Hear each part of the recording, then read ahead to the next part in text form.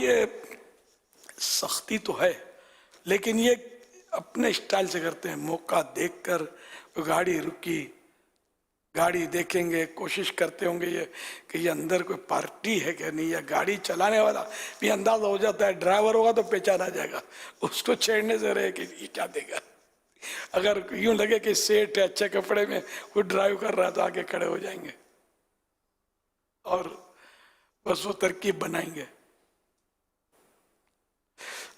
تو یوں یہ مہذب طریقے سے وہ لے رہے ہوتے ہیں. ہر جگہ یہ کچھ نہ کچھ ایسے نظر آتے ہیں, ڈر ڈر کے لے رہے ہوتے ہیں, ڈرتے بہت ہیں کہ کہیں پولیس آ گئی تو مرے, اور پولیس آئی تو واقعی مرے, یعنی یوں کہ پھر قانون ہے, قانون سخت. تو یہ کہ بس وہ جس کو حرام کی لت پڑ جاتی ہے نا, یہ کماتے بھی ہوں گے, دھندا بھی کرتے ہوں گے, موقع سے بھیک مانگنے کا موقع بھی لاتے بھی چھاپ لیتے ہوں گے. اللہ پاک بس اس مصیبت سے بچائے. یہ حرام کام ہے, اس کے بہت نقصان آتے ہیں. وہ میں آپ کو 2-3 حدیث سے سناتا ہوں کہ جو اس طرح کا مطلب بھیک مانگنے کا کام کرتے ہیں. یہ اگر اس سے پہلے عرض کر دوں تو سحری کے جگانے والے جو ہیں ان کے حوالے سے جزیات یہ لکھے ہیں اعلیٰ حضرت امام علیہ سنت نے کہ عید کے دن بطور عیدی اس کو دینا, اس کا جواز لکھا ہوا ہے. اچھا, جیسے لیکن آپ نے جو ارشاد فرمایا نا ڈیٹیل, وہ ڈیٹیل اسی انداز کی ہے کہ اصل میں کسی کو کچھ چیز بیچنی ہے تو آپ نے اس کے اوپر یعنی ہمدردی کرتے ہوئے اس سے لے لی نا, تو اس کے بعد وہی ہوتا ہے جو آپ نے فرمایا ہے کہ وہ پھر پیچھے پڑ جائیں گے, زائد مانگیں گے. تو اسی طرح اس زمانے کے در جگانے کا سلسلہ یوں ہوتا تھا, تو یوں بطور انعام اس کو دیں گے تو وہ دینا جائز ہے. آج کل تو ایسا نا کہ جو سارا مہینہ جگایا نہیں پھر بھی یہ نکل پڑتے ہوں گے کہ ہم نے جگایا تھا. تو جو سارا مہینہ واقعی جگائے اور اس کو اگر بطور عیدی کچھ دے دیا جائے چاہے اس کے مانگنے پر, اس کو دینا جائز. تو یہ ایڈجسٹمنٹ کر دیجئے گا. اچھا, اب اس میں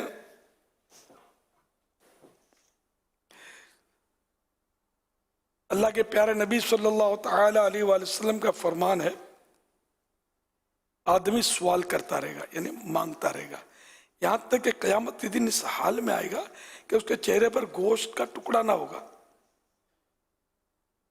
صاحب بہار شریعت نے اس کی شرح میں لکھا یعنی نہایت بے آبرو ہو کر, یعنی ذلیل ہوگا.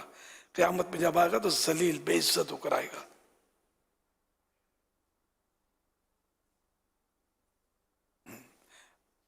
ایک اور حدیث پاک میں ارشاد فرمایا پیارے آقا صلی اللہ علیہ وسلم نے, جو شخص بغیر حاجت سوال کرتا ہے گویا وہ انگارہ کھاتا ہے. ایک اور حدیث شریف میں ارشاد آخری نبی صلی اللہ علیہ وسلم, جو مال بڑھانے کے لیے سوال کرتا یعنی بھیک مانگتا ہے وہ انگارے کا سوال کرتا ہے, انگارہ مانگتا ہے. تو چاہے زیادہ مانگے یا کم کا سوال کرے, کم مانگے. تو یوں مطلب جو بھیک مانگتے ہیں یہ انگارے مانگ رہے ہیں. اچھا, ایک اور حدیث شریف میں فرمایا جو شخص لوگوں سے سوال کرے اس لیے کہ اپنے مال کو بڑھائے تو وہ جہنم کا گرم پتھر ہے. اب اسے اختیار ہے چاہے تھوڑا مانگے یا زیادہ طلب کرے.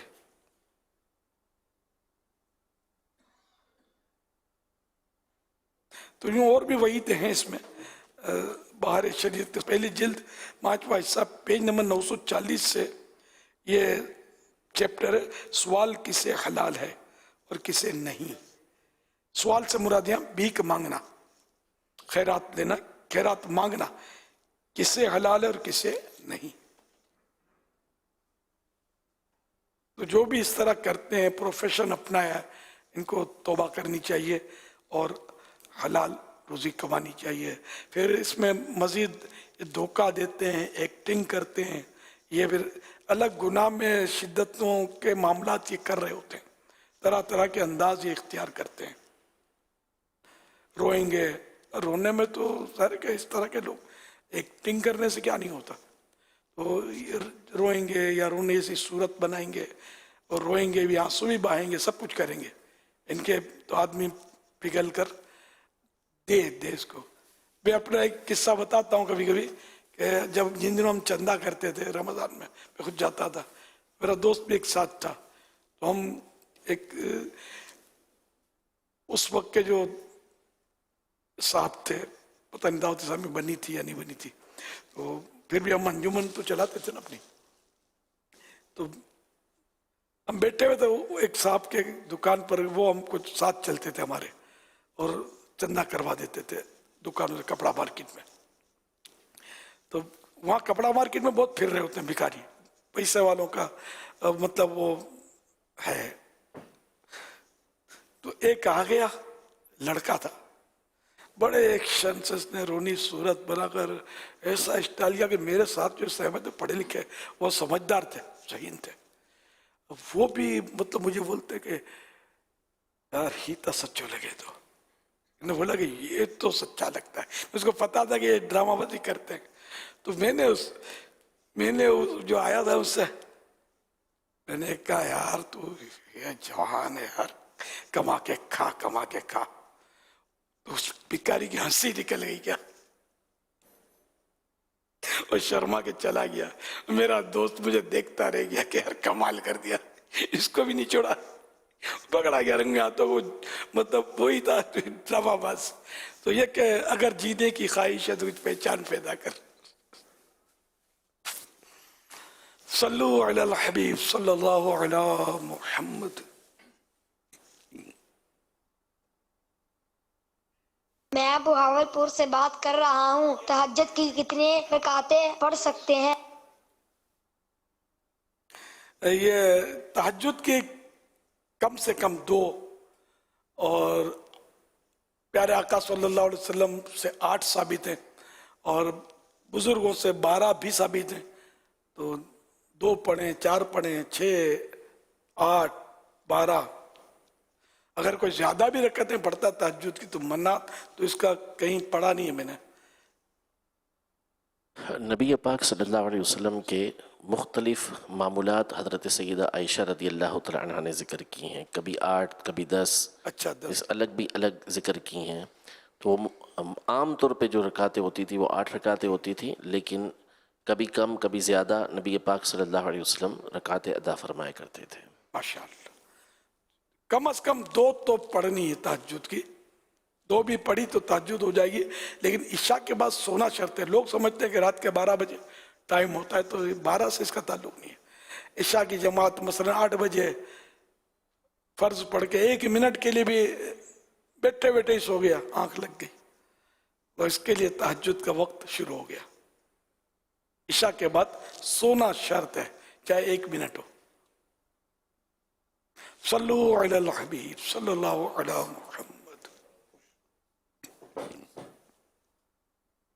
کیسا ہے نور چھایا مدنی مذاکرے میں.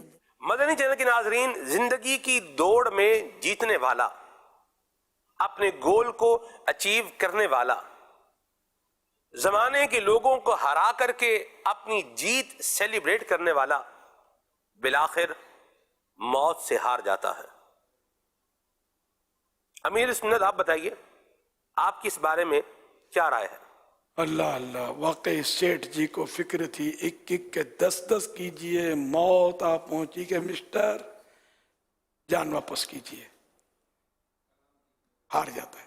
جس کو کوئی نہ ہرا سکے اس کو بالآخر موت ہرا کر زمین میں گاڑ دیتی ہے. تو وہ کہا گیا نا کہ موتو قبل ان تموتو, مر جاؤ مرنے سے پہلے.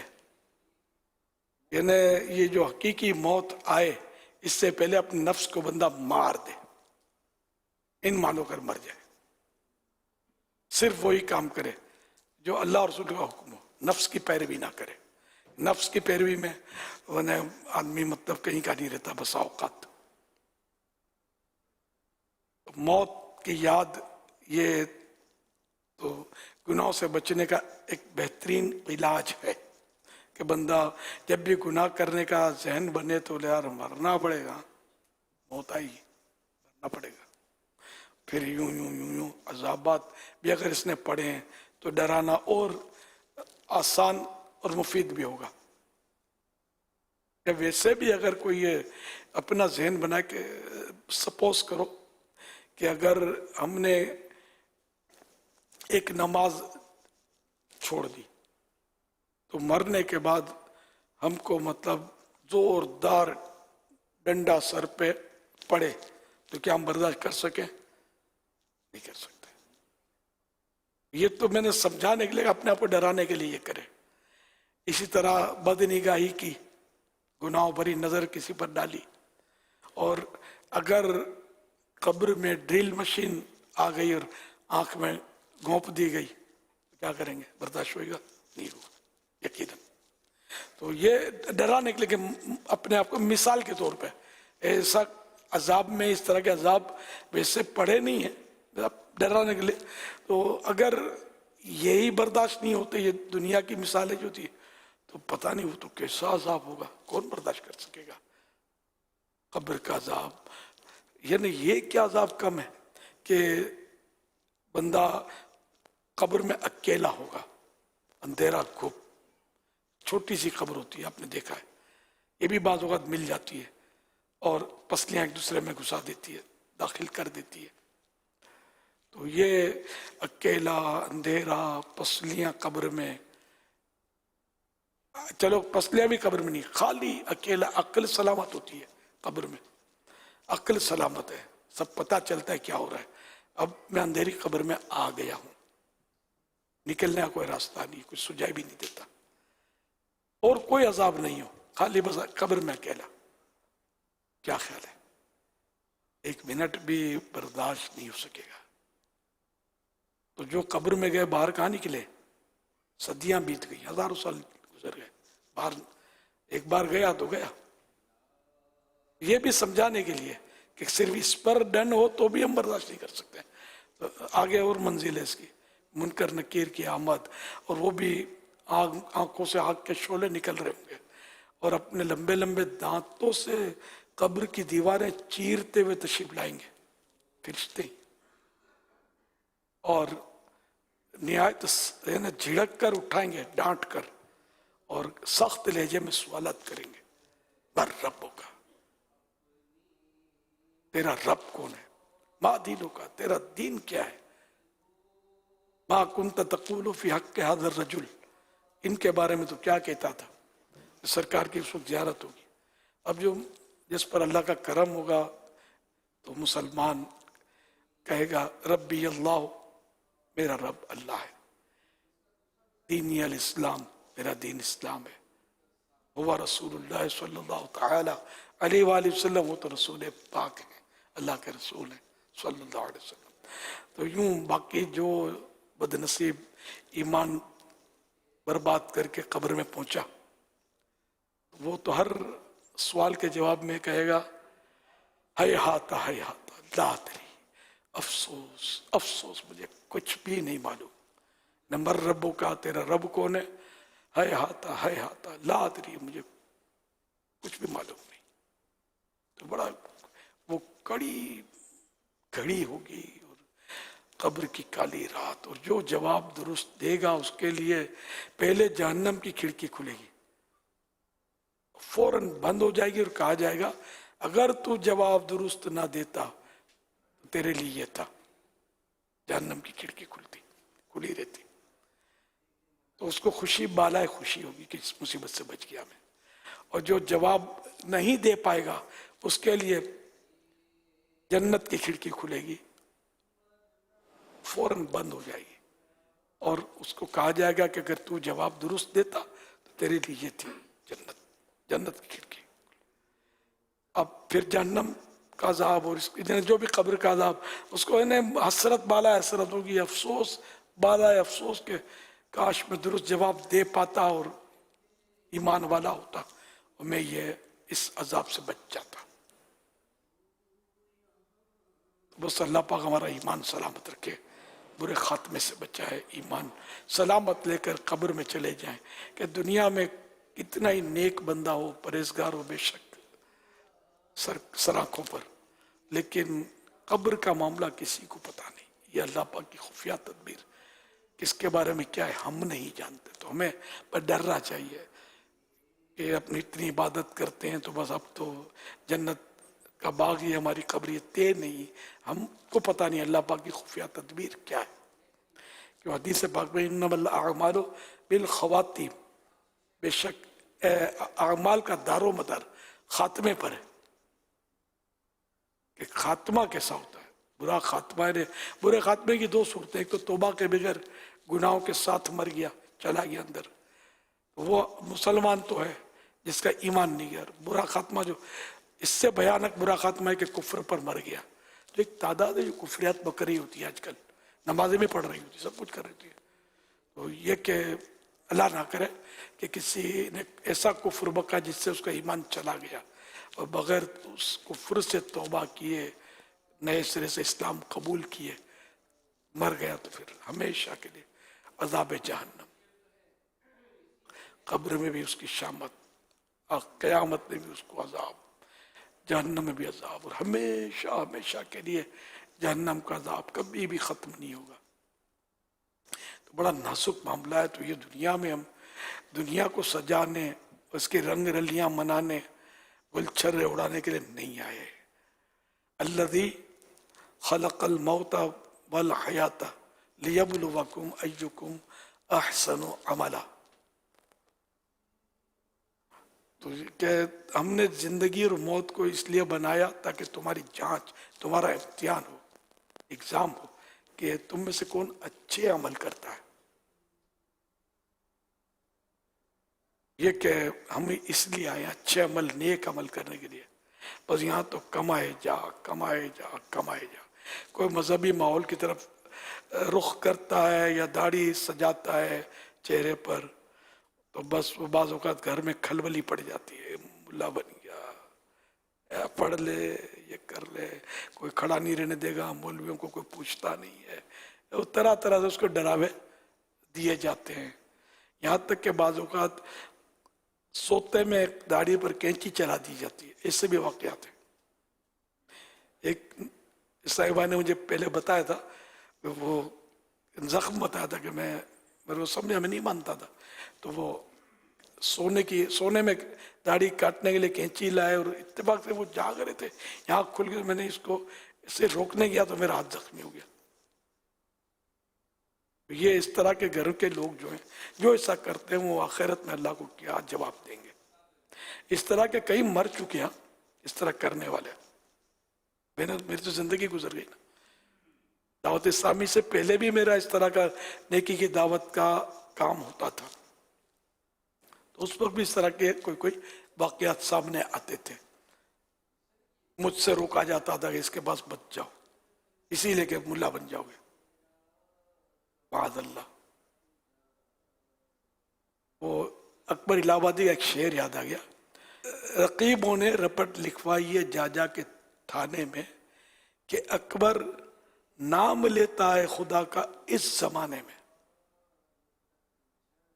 زمانے کے ساتھ ساتھ چلا کرو، دنیا کا بھی ذرا دیکھا کرو، یہ بھی کیا کرو وہ بھی کیا کرو. یوں کر کے وہ کھٹا دیتے ہیں کتنوں کو. مطلب نیکی کے راستے پر گھر میں سے نہیں آنے دیا جاتا. لیکن سب گھر والے نہیں ہوتے ایسے. بعض گھر والے ایسے بھی دیے، خاندان والے دیکھیں کہ جو بیچارے روتے ہیں، گڑ گڑاتے ہیں کہ ہمارے بیٹے کو بس کسی طرح بھی اپنے ماحول میں لے جاؤ، اس کو نمازی بناؤ، اس کو داڑھی رکھاؤ، اس کو سنت کا پابند بناؤ، مدنی قافلے کا مسافر بناؤ. تو یہ دونوں طرح کے لوگ ہیں معاشرے میں. اللہ پاک بس ہم سب کو اچھا کر دے، نیک بنا دے. وہ کام کریں کہ جو ہماری دنیا بھی بے شک خراب نہ ہو. کس نے کہا کہ دنیا میں بھی اللہ سے ہم بھلائی کا سوال کرتے ہیں اور آخرت میں بھی بھلائی ملے. تو داڑھی رکھنے سے کوئی بھوکا نہیں مر جاتا، نہ اس کے کوئی بے عزتی ہو جاتی ہے، نہ وہ کمارا رہ جاتا ہے. جہاں جوڑا لکھا اس کی شادی ہو جاتی ہے. یہ بھی ڈوز دیتے ہیں کہ تو شادی نہیں ہوگی. ایسا کچھ بھی نہیں ہے، ہو جاتا ہے. تکلیف تو ہوتی ہے بعض اوقات، لیکن ہو جاتا ہے. کوئی مولانا ایسا عالم دین آپ بتاؤ جو بال بچے والا نہ ہو، اس وجہ سے کہ یہ عالم دین ہے، داڑھی رکھی اس نے.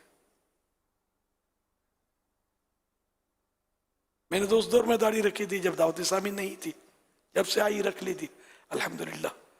آخر میں تو پرنانا بن گیا ہوں الحمدللہ. पढ़ नाना तो कोई कोई बनता है, नाना भी सब नहीं बनते, दादा भी सही, मैं दादा हूँ, पढ़ दादा नहीं हूँ, पढ़ नाना हूँ अलबत्ता, अल्लाह की रहमत करम है। तो अल्लाह पाक हम पर रहम फरमाए, करम फरमाए। जिंदगी और मौत बस दोनों हमारे इम्तिहान के लिए। इस जिंदगी में मौत की तैयारी करनी है, मरने के बाद कुछ नहीं हो सकेगा, बाद में कर लेंगे, बाद में कर लो, थोड़ा कमा लो, थोड़ा, तो जिंदगी का क्या भरोसा, कब इसका चिराग गुल हो जाए, तो मौत कब आ जाए हमें थोड़ी पता है। जवान भी तो मरता है, पढ़े लिखे लोग जो एग्जाम देते हैं दुनियावी, वो भी तो एग्जाम का रिजल्ट आने से पहले फौत हो जाते हैं, के भी वाकयात हमें तो ये दुनिया देखी वाली है। डॉक्टरी के भी पता है मुझे कि MBBS का रिजल्ट आने से पहले फौत की, मौत मौत मौत मौत।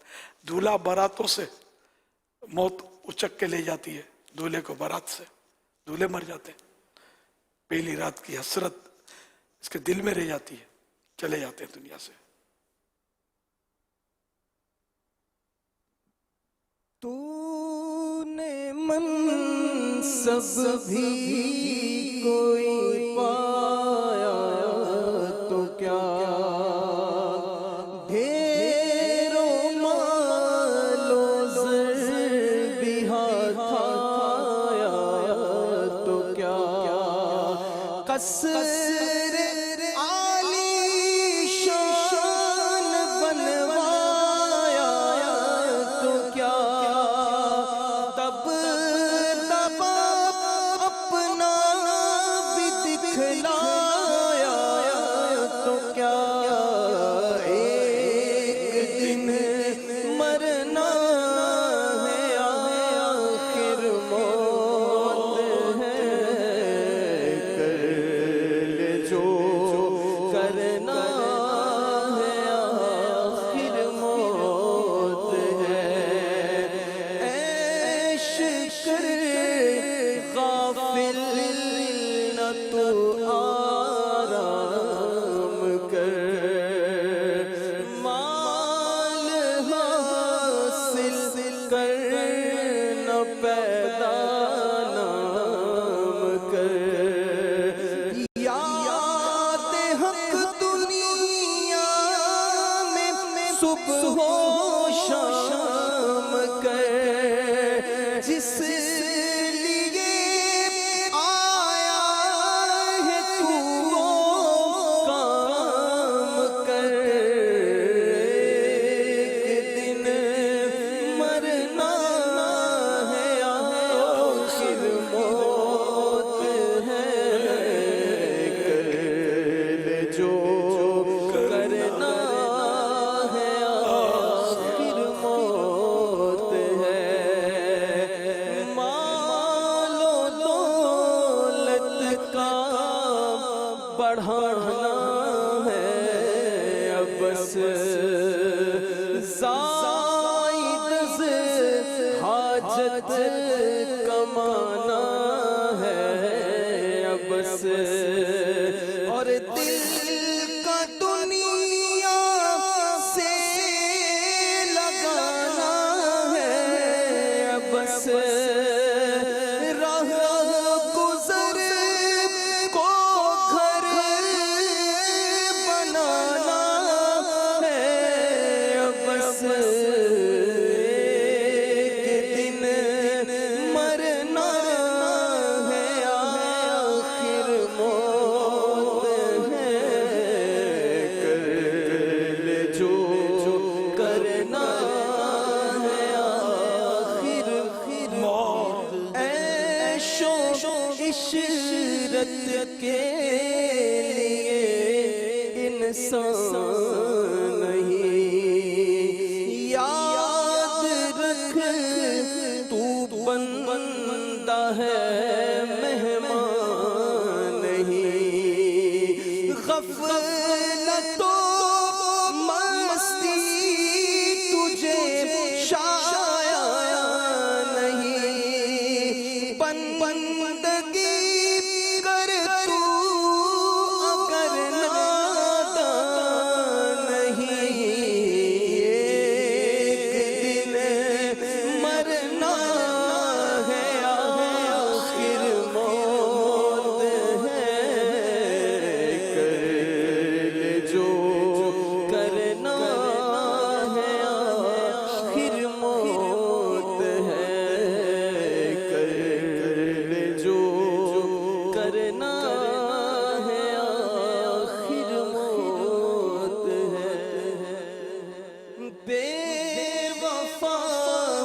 دنیا پہ مت کر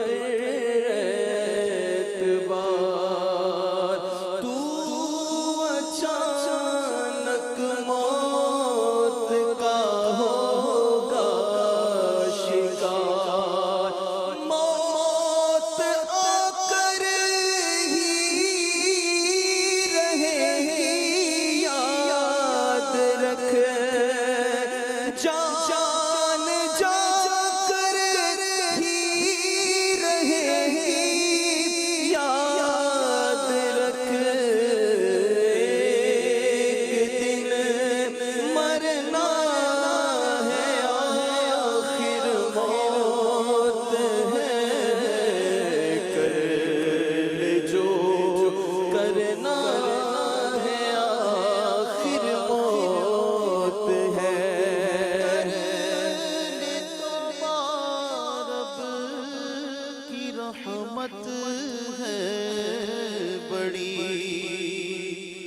کر لے توبہ، رب کی رحمت ہے بڑی، قبر ورنہ قبر میں ورنہ سزا ہوگی کڑی، وقت آخر یا خدا تار کو، وقت آخر یا خدا تار کو، خیر سے سرکار کا دیدار ہو، ایک دن مرنا ہے، آخر موت ہے، کر لے جو کرنا ہے، آخر موت ہے، کر لے جو کرنا ہے، آخر موت ہے۔ فرمان آخری نبی صلی اللہ تعالی علیہ وآلہ وسلم۔ جس نے لا الہ الا اللہ الحلیم الکریم سبحان اللہ رب السماوات السبع و رب العرش العظیم 3 مرتبہ پڑھا تو گویا اس نے شب قدر حاصل کر لی۔ لا الہ الا اللہ الحلیم الکریم الحلیم الکریم سبحان اللہ سبحان اللہ رب السماوات رب السماوات السبع السبع ورب العرش العظیم رب العرش العظیم لا الہ الا اللہ لا الہ الا اللہ الحلیم الکریم الحلیم الکریم سبحان اللہ سبحان اللہ رب السماوات رب السماوات السبع السبع ورب العرش العظیم رب العرش العظیم لا الہ الا اللہ لا الہ الا اللہ الحلیم الکریم الحلیم سبحان اللہ سبحان رب اللہ السماوات رب السماوات السبع السبع ورب العرش العظیم ورب العرش العظیم صلو۔ حضرت عبداللہ بن عمرو بن عاص رضی اللہ تعالیٰ عنہما نے فرمایا کہ جو شخص کسی مجلس سے اٹھتے وقت یہ دعا پڑھے تو اسے خیر بھلائی پر مہر لگا دی جائے گی۔